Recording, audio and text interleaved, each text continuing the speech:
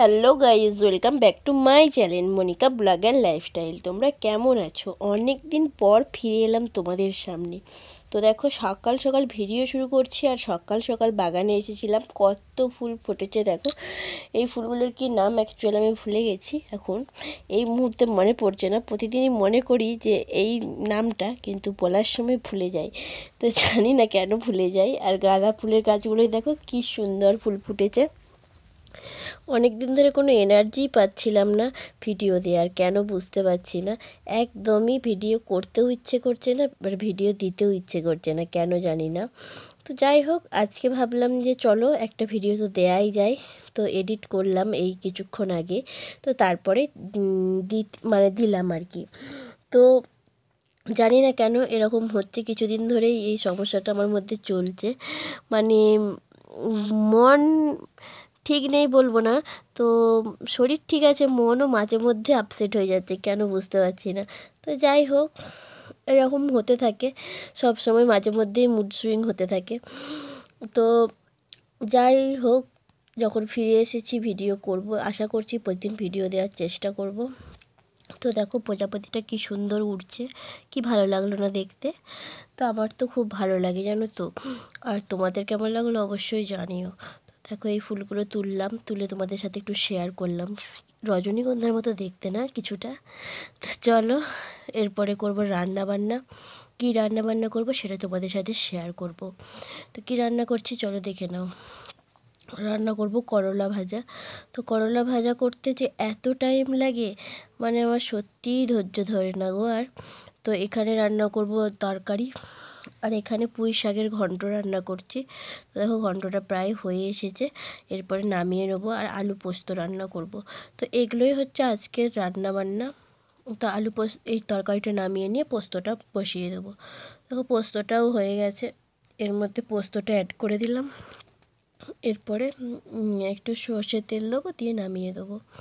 তাহলে আপাতত রান্না হয়ে যাবে আমার। রান্না করে তারপরে বিছানাটা গুছাতে যাব। আর এখন অর্জুনের স্কুল নেই, যেহেতু পরীক্ষা হয়ে গেছে। ও সারাদিনই ঘুরতে থাকছে, খেলতে থাকছে।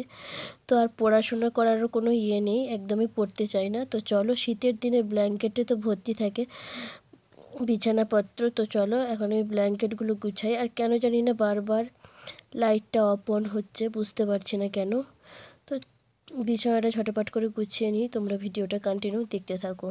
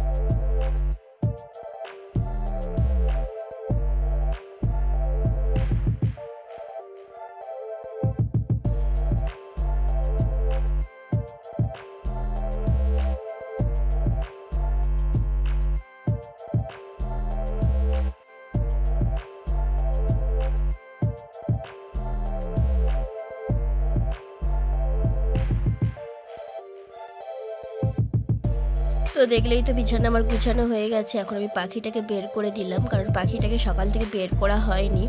তো ঠান্ডাও ছিল বাইরে, তো তার জন্য বেরও করিনি। তো চলো ওকে দুটো কটা ঘাস দিয়ে দিলাম, এরপরে আমি স্নান করে পুজোটা সেরে নিই। তো স্নান করলাম, স্নান করে খুব সুন্দরভাবে গুছিয়ে পুজো দিয়ে দেওয়া হয়ে গেছে দেখো। তো পুজো দিয়ে একটু দেওয়া হয়ে গেছে, তো তোমাদের সাথে তো একটু শেয়ারও করতে হবে তাই না।